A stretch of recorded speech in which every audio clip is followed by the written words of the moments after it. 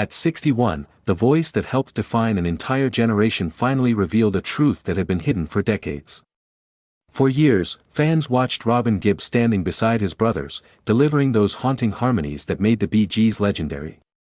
But behind the spotlight, there was a quiet battle, one that began long before fame, and one that slowly took its toll on the man whose voice helped shape the sound of modern pop music. If you look back to the beginning, the story almost feels impossible. Three brothers, Barry Gibb, Robin Gibb, and Maurice Gibb, growing up with nothing more than a shared love of music. Born on the Isle of Man and later moving to Manchester in the 1950s, their earliest performances weren't glamorous stages or television studios. They were simply kids experimenting with guitars, homemade instruments, and the thrill of singing together. In those early days, the brothers formed a small skiffle band called the Rattlesnakes. It wasn't about fame. It was about joy. Then something unexpected happened in December 1957. The brothers planned to lip-sync to a record at a small cinema performance, but on the way to the show the fragile 78 revolutions per minute record shattered. No music. No backup. Most kids would have walked away. Instead, they stepped on stage and sang live. That moment, unplanned and terrifying, changed everything. The audience loved it.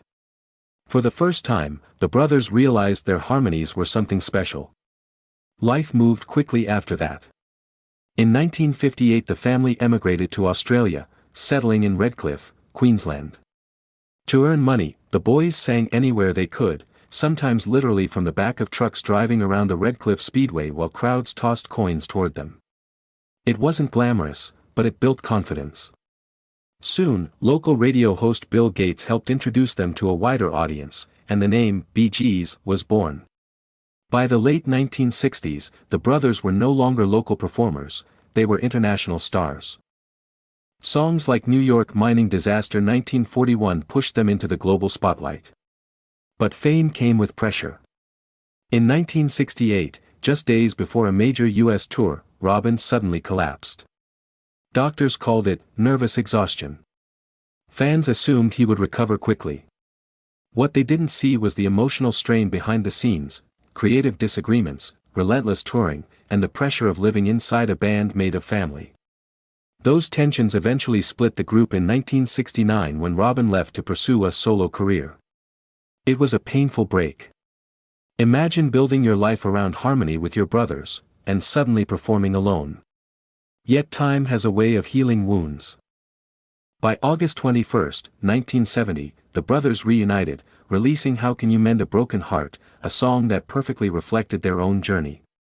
Then came the moment that turned them into icons. In the late 1970s, the Bee Gees reinvented themselves with a bold new sound. Songs like You Should Be Dancing and the soundtrack to Saturday Night Fever transformed them into global superstars, winning 5 Grammy Awards and selling millions worldwide. But the story of the Bee Gees was never just about success. It was about brotherhood and loss. Maurice Gibb died suddenly in 2003.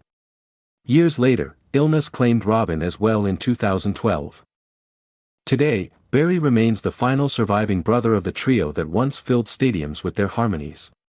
And maybe that's the real lesson hidden inside their music. Fame fades. Charts change. But the bond between brothers, and the songs they created together, can echo long after the final note fades.